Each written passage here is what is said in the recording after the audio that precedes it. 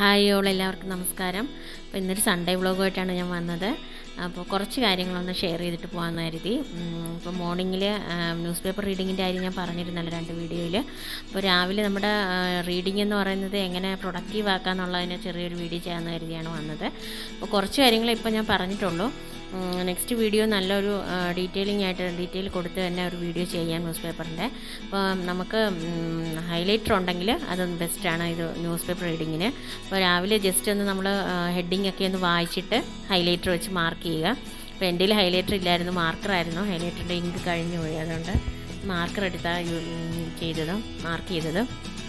അപ്പം നമുക്ക് ഏതൊക്കെ ഇമ്പോർട്ടൻസ് തോന്നുന്നോ അതെല്ലാം ഒന്ന് മാർക്ക് ചെയ്ത് വയ്ക്കുക.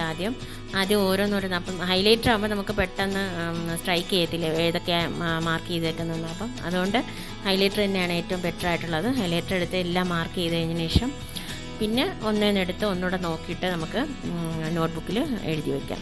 അപ്പോൾ അങ്ങനെയാണ് ഞാൻ സാധാരണ ന്യൂസ് പേപ്പർ റീഡ് ചെയ്യാനുള്ളത്. പിന്നെ ഞാൻ ചെയ്യുന്ന വീഡിയോസ് ഷോർട്സിലൊക്കെ ഇടുന്നതെന്ന് വെച്ചാൽ അല്ലാതെ ഞാൻ ലക്ഷ്യയിൽ നിന്നും ടാലൻറ്റിൽ നിന്നൊക്കെ എടുത്ത ന്യൂസാണ് ഞാൻ ഇടുന്നത്.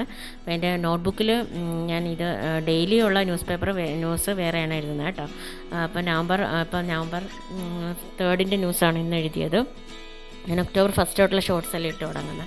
അപ്പോൾ ഇങ്ങനെ എല്ലാവരും ഈ ന്യൂസ് പേപ്പർ എടുത്ത് ഹൈലൈറ്റർ കൊടുത്ത് രാവിലെ ഇതൊന്ന് ചെയ്ത് വെച്ചാൽ നമുക്കൊരു നമുക്കൊരു ജസ്റ്റ് ഒരു ഗെയിം കളിക്കുന്ന പോലെ ആവും. നമുക്കൊന്ന് ഇൻട്രസ്റ്റ് വരും കേട്ടോ. നമുക്കത് ഹൈലൈറ്റർ ചെയ്ത് മാർക്ക് ചെയ്ത് വരുമ്പോഴത്തേക്ക്. അത് കഴിഞ്ഞ് എൻ്റെ ജോലിയൊക്കെ അത് കുറച്ച് തീർക്കാനുണ്ടായിരുന്നു. അപ്പം ക്ലീനിങ്ങിലൊക്കെ പോയി.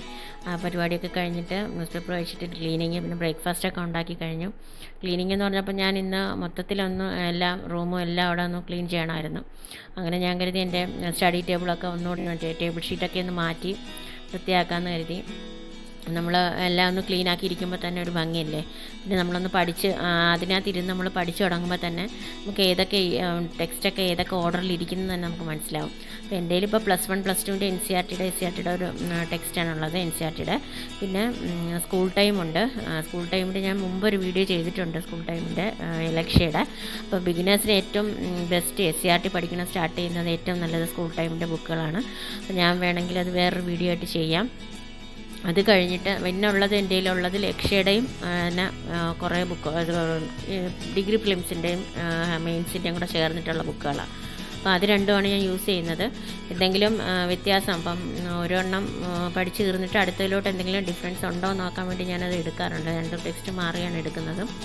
പിന്നെ എൻ്റെ കയ്യിൽ SCRTയുടെ എന്ന് പറയാൻ നമ്മുടെ സാറന്മാരുടെ പഴയ ടെക്സ്റ്റ് ഉണ്ടായിരുന്നു. അത് കഴിഞ്ഞിട്ട് പുതിയതായിട്ടാണ് പഴയ സ്കൂൾ ടൈം ഉണ്ടായിരുന്നു, എന്നാലും ഞാൻ പുതിയ സ്കൂൾ ടൈം ടെക്സ്റ്റാണ് മേടിച്ചത്. അപ്പോൾ അതിലും ഇപ്പോൾ എന്നാലും സിലബസ് കുറേയൊക്കെ മാറ്റം വന്നിട്ടുണ്ടല്ലോ, എന്നാലും പുതിയതായിട്ടൊന്നും മേടിച്ചിരുന്നില്ല. ആ സ്കൂൾ ടൈമിൽ വെച്ചിട്ട് തന്നെ എടുക്കാമെന്ന് കരുതി. പിന്നെ ഞാനിന്ന് നോക്കിയെന്ന് പറഞ്ഞാൽ ഈ 2 ദിവസം ഞാൻ നമ്മുടെ കേരള ഹിസ്റ്ററി കുറച്ച് നോക്കിയായിരുന്നല്ലോ. അപ്പോൾ അതൊന്ന് റിവിഷൻ ചെയ്യാൻ ഒരു സൺഡേ ആയതുകൊണ്ട് ഒന്നുകൂടെ ഒന്ന് റിവിഷൻ ചെയ്തിട്ട് പോകാമെന്ന് കരുതി. എന്തായാലും നമ്മൾ കുറച്ച് കാര്യങ്ങൾ ഓർത്തിരിക്കും. അങ്ങനെ ഞാൻ പെന്നും സ്കെച്ച് പെന്നൊക്കെ വെച്ചൊന്ന് മറച്ച് വെച്ചൊക്കെ നോക്കി, ബുക്കൊക്കെ വെച്ചൊന്ന് മറച്ച് വെച്ച് നോക്കി അങ്ങനെയൊക്കെ ഓർമ്മയുണ്ടോയെന്ന് അറിയാൻ വേണ്ടിയിട്ട്. അങ്ങനെ അതിനകത്ത് ഞാൻ കുറച്ച് കാര്യങ്ങളെന്ന് പറഞ്ഞാൽ കേരള ഹിസ്റ്ററി നോക്കിയായിരുന്നു. പിന്നെ പോർച്ചുഗീസിൻ്റെ വരവും സംഭാവനകളും അങ്ങനെ കുറച്ച് അത് രണ്ടുമാണ് ഞാൻ നോക്കിയത്. പിന്നെ മാത്സിനാണ് നോക്കിയത്. അപ്പം ഇതെല്ലാം ഇപ്പോൾ സൺഡേ ആയതുകൊണ്ട് പുതിയതൊന്നും പഠിച്ച് ഒരുപാട് ജോലി ഉണ്ടായിരുന്നു. അപ്പോൾ അതിൻ്റെ ഇടയിൽ ഇതും കൂടെ അങ്ങ് തീരത്തില്ല, പുതിയ ടോപ്പിക് എടുത്താലും തീരത്തില്ലെന്ന് തോന്നിയുകൊണ്ട് ഞാൻ പിന്നെ അതൊന്നുകൂടെ ഒന്ന് റിവിഷൻ കൊടുക്കാമെന്ന് കരുതി. പഠിച്ച കുട്ടികളാണെങ്കിൽ റിവിഷൻ നല്ല തറവാക്കി പോകുന്നതായിരിക്കും നല്ലത്. ബിഗിനേഴ്സിനാകുമ്പോഴത്തേക്ക് കുറച്ച് ടോപ്പിക്സ് എഴുതി ടു ലിസ്റ്റൊക്കെ ഉണ്ടാക്കി നമ്മൾ കിടക്കുന്നതിന് മുമ്പായിട്ട് ടു ലിസ്റ്റ് ഉണ്ടാക്കിയിട്ട് നമ്മൾ അങ്ങനെ ചെയ്തു പോകുമ്പോൾ ഏറ്റവും ബെറ്റർ ആയിരിക്കും. അതാകുമ്പോൾ നമുക്ക് ഏതൊക്കെ സമയത്ത് ഏതൊക്കെ തീർത്ത് പോകണോ എന്നുള്ളൊരു ഐഡിയ വരും. അപ്പോൾ എല്ലാവരും നമ്മുടെ ചെറിയൊരു നോട്ട്ബുക്കോ അല്ലെങ്കിൽ ചെറിയൊരു ഡയറിയോ എന്തെങ്കിലും എടുത്തിട്ട് നമ്മളൊരു ടു ലിസ്റ്റ് ഉണ്ടാക്കുകയാണെങ്കിൽ വളരെ ഹെൽപ്ഫുള്ളായിരിക്കും അത്. അപ്പോൾ എല്ലാവർക്കും ചെയ്യാവുന്നതാണ്. അതാകുമ്പോൾ നമുക്ക് ഏത് ഓർഡറിലാണ് പോകേണ്ടതെന്ന് നമുക്ക് മനസ്സിലാവും. ഏതൊക്കെ ബുക്ക് എടുക്കണമെന്നും ഏതൊക്കെ സമയത്തിനുള്ളിൽ അത് തീർക്കണമെന്നും ഒക്കെ ആക്കാം. കാര്യം നമ്മൾ ടൈം ടേബിൾ സെറ്റ് ചെയ്താലും ടു ലിസ്റ്റ് ഉണ്ടെങ്കിൽ നമ്മൾ എല്ലാ ദിവസവും ടൈം ടേബിൾ കറക്റ്റായിട്ട് ഫോളോ ചെയ്യാനൊക്കും കേട്ടോ. അപ്പം പറ്റുന്നവരാണ് എല്ലാവരും ടു ലിസ്റ്റ് എഴുതിയിട്ട് ചെയ്യാൻ നോക്കുക. അപ്പം ഹൗസ് വൈഫ്സിനൊക്കെ കുറച്ച് ബുദ്ധിമുട്ടായിരിക്കും. അതുകൊണ്ടാണ് ഞാൻ പിന്നെ ടു ഡു ലിസ്റ്റിൻ്റെ കാര്യം കൂടുതലായിട്ട് പ്രിഫർ ചെയ്യാഞ്ഞത്. അത് കഴിഞ്ഞിട്ട് പിന്നെ എനിക്ക് ലഞ്ചൊക്കെ ഉണ്ടാക്കേണ്ട സമയമായിരുന്നു. പിന്നെ അത് കഴിഞ്ഞ് ഞാൻ എല്ലാം ഒക്കെ ഉണ്ടാക്കി. ഇന്നെല്ലാവരും വീട്ടിലുള്ള ദിവസമായതുകൊണ്ട് അതെല്ലാം കഴിഞ്ഞ് ഊണൊക്കെ കഴിഞ്ഞതിന് ശേഷം ഞാൻ എനിക്കൊരു എക്സാം ഉണ്ടെന്ന് പറഞ്ഞുകൊണ്ട് ഞാനത് വീണ്ടും പ്രീവിയസ് ഒക്കെ എടുത്തൊന്ന് ചെയ്യാമെന്ന് കരുതി. പ്രീവിയസ് എടുത്ത് വന്നു. ഞാൻ പഠിച്ച ടോപ്പിക്കിൽ തന്നെ നോക്കിയതേ ഉള്ളൂ പ്രീവിയസ്. അതിൻ്റെ ഇരിക്കുന്നത് ടാലൻറ്റ് ബുക്കാട്ടോ. നല്ല പ്രീവിയസ് ബുക്കാണ്. 2024-ൻ്റെയാണ്. ഏറ്റവും ബെസ്റ്റ് ബുക്ക് തന്നെയാണ്. അപ്പം ഓരോ പോർഷൻ വൈസ് എൻ്റെ പ്രീവിയസ് കൊടുത്തിട്ടുണ്ട്. അപ്പം ഞാൻ പഠിച്ച ഹിസ്റ്ററിയും പിന്നെ മാത്സിൻ്റേതും കൂടെ നോക്കാമെന്ന് കരുതിയിട്ടാണ് പ്രീവിയസ് എടുത്തത്. അപ്പോൾ തന്നെ ഉച്ച കഴിഞ്ഞു. ക്ലീനിങ്ങും എല്ലാ പരിപാടിയും ജോലിയും എല്ലാം കൂടെ കഴിഞ്ഞപ്പോൾ തന്നെ ഉച്ച കഴിഞ്ഞു. അപ്പോഴത്തേക്ക് നമ്മുടെ പരിപാടി ലഞ്ചൊക്കെ കഴിഞ്ഞ് കഴിയുമ്പോൾ തന്നെ ഒത്തിരി സമയം അങ്ങ് പോകും. അത് സൺഡേ ആയതുകൊണ്ടാണ്, അല്ലെങ്കിൽ കുറച്ചുകൂടെ ഒക്കെ ടൈം കിട്ടുന്നതായിരിക്കും. അങ്ങനെ പിന്നെ പ്രീവിയസ് എല്ലാം നോക്കി കഴിഞ്ഞിട്ട് 3 നമ്മുടെ കേരള ഹിസ്റ്ററിയുടെ തന്നെ 3 പോർഷനായിട്ടുണ്ടല്ലോ നമുക്ക്. അപ്പം പ്രിലിംസിന് പ്രിപ്പയർ ചെയ്യുന്നവരെന്തായാലും നമ്മുടെ സിലബസ് എന്തായാലും ഒരു ഫോട്ടോ കോപ്പി എടുത്ത് കയ്യിൽ വയ്ക്കുന്നത് ഏറ്റവും നല്ലതായിരിക്കും. അപ്പോൾ അത് നോക്കിയിട്ട് വേണം നമ്മൾ പഠിച്ചു പോകാൻ. ഇനിയിപ്പം 3 മാസമേ ഉള്ളൂ. കുറച്ച് മാസം ഉള്ളവർക്ക് നമ്മൾ ബിഗിനേഴ്സിനാണെങ്കിൽ മെയിൻ ടോപ്പിക്സ് നോക്കി പോകുന്നതായിരിക്കും നല്ലത്. അല്ലെങ്കിൽ മുൻവർഷ ചോദ്യങ്ങൾ PVQ നോക്കിയിട്ട് അതിൽ നിന്ന് നമ്മൾ സിലബസിലോട്ട് പോകുന്നതായിരിക്കും നല്ലത്. കുറച്ച് ദിവസം ഉള്ളതെങ്കിൽ നമുക്ക് ഡേറ്റ് അനുസരിച്ച് നമ്മൾ ഡിസംബറിലാണ് സ്റ്റാർട്ട് ചെയ്യുന്ന ചിലർക്ക് കാണുമല്ലോ.